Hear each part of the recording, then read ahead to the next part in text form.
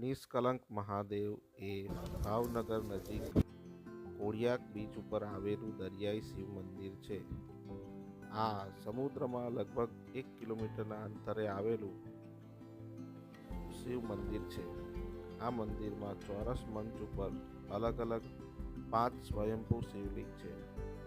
આ મંદિર ભરતીમાં ડૂબી જાય છે અને ઓટ વખતે ભવ્ય રીતે પ્રગટ થાય છે.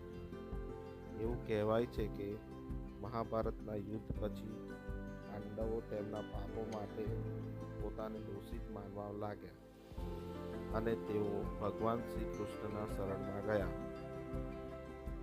ભગવાન શ્રી કૃષ્ણએ તેમને એક કાળી ગાય અને એક કાળો ધ્વજ આપ્યો અને કહ્યું કે તમે હવે વિવિધ સ્થળોએ ભ્રમણ કરો અને જે સ્થળ ઉપર ગાય અને ધ્વજનો રંગ સફેદ થઈ જાય ત્યાં સમજો કે તમારા પાપો માટે તમને માફી આપવામાં આવી છે.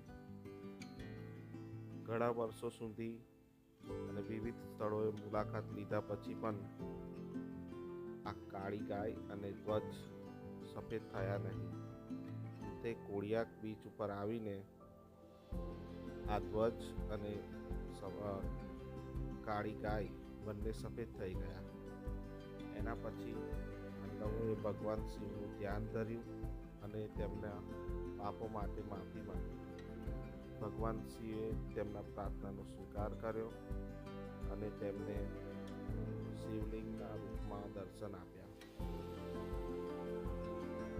એટલા માટે પાંડવોએ આ મંદિરને નિષ્કલંક મહાદેવનું નામ આપ્યું. નિષ્કલંક એટલે સ્વચ્છ, નિર્દોષ અને